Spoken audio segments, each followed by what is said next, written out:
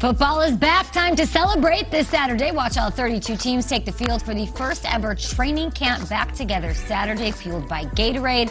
Full day practices and fan fests across the league. It is a can't-miss NFL reunion of sorts. I cannot wait.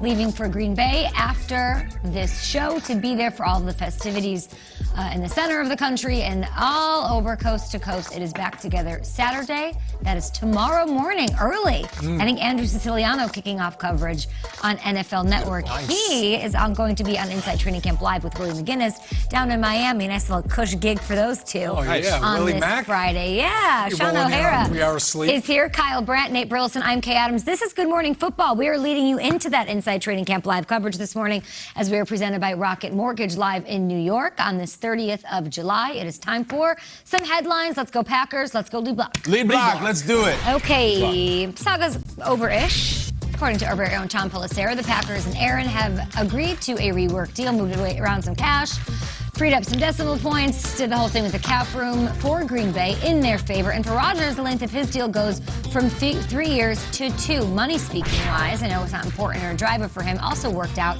for Mr. MVP. Tom P. also points out that the way his contract is structured, Rodgers cannot be tagged after 2022. So if he plays out the next 2 years, he would be indeed a true free agent. Breaking down this, we've got tons of headlines to get to this morning right here at the breakfast table. What do we make of the reworked Rodgers deal, Nate?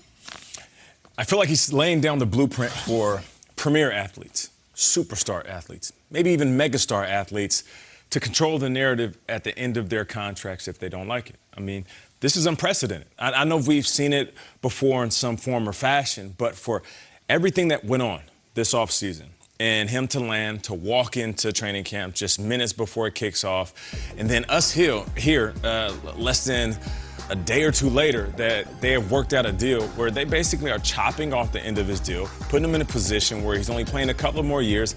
And who's to say that next offseason, he doesn't do the same thing? And they allow him to walk completely or just trade him. And that might be it as well.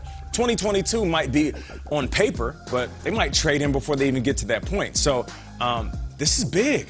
It's really big. You know what? I respect Rodgers for it. Whether you're a Green Bay Packers fan and you don't agree with it, and you're like, you know what? You signed that piece of paper. That's your contract. You need to ride this out because you're our guy. We've been supporting you forever. I kind of look at it a different way.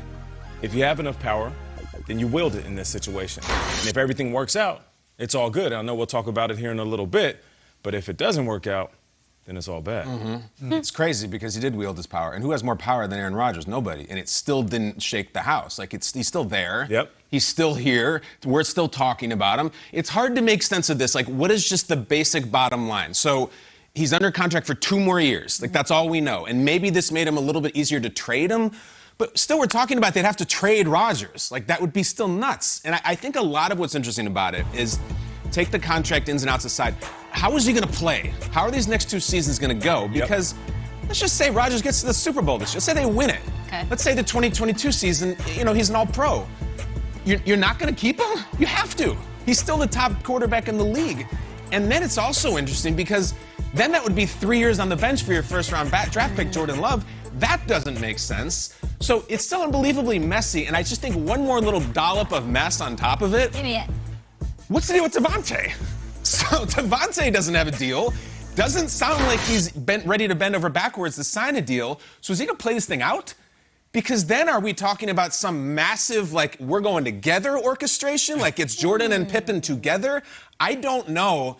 And it's 2 years feels like a long time from now. Like so many, inner squabblings and egos. And like, I find it hard to believe we're going to be sitting here 2 years from now being like, so what's up with Rodgers? I just don't know if they're going to get there. And I don't know how. So my bottom line is, I guess, Sean, we're still here. I'm very confused, and I wish it was kickoff today. Seems like a typical Friday. You didn't even mention right? where Randall Cobb's going to go in all of this. Oh, we'll get to Randall. Dollop. I know. All right. It's a great point. But what do you got, Sean?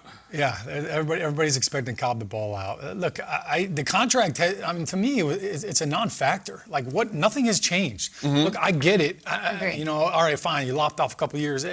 AR was going year to year anyway, so there was no new money. I mean, it just sounds like a lot of fluff. You know what it sounds like? It's a lot of it's a lot of whites, a lot of underwear. And I get it. The ringer cannot look empty, dude.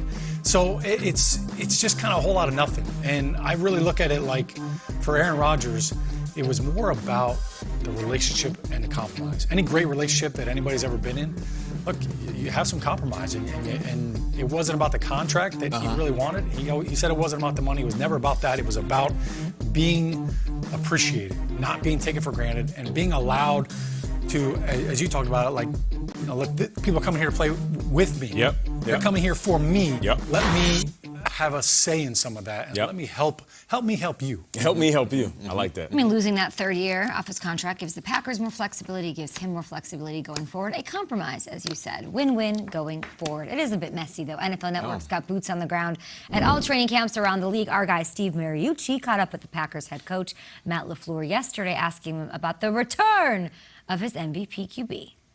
Well, Aaron Rodgers is back, and I know he thinks the world of you, and I know you guys have a great relationship. What kind of communication did you have up until the other day? Yeah, there was consistent communication, even when I didn't get a hold of him in terms of text messages or whatnot. But, you know, I had a pretty good idea of what needed to happen, and thankfully it did happen, and we have him here, and we're really excited about this season. And I mean, this guy's been doing it for such a long time at the highest of levels, and no, he looks great. I think he's in a great place mentally. I know his teammates were excited to get him back here, and you know, it's just been great energy throughout the whole, you know, we've only been in it 2 days, so, but the energy from everybody has been outstanding. There's a Truth. All right, we heard from Matt LaFleur there, talked about him a bunch on the show just yesterday. Rodgers is back. Everyone's excited. Teammates excited. A lot of great energy out there, especially with the fans in Green Bay, at least for now. How much longer do you think Aaron Rodgers' future is going to be a distraction for this season, Nate? It's not a distraction right now. It's not. Because he just showed up. Yes. It's all good in the hood, right?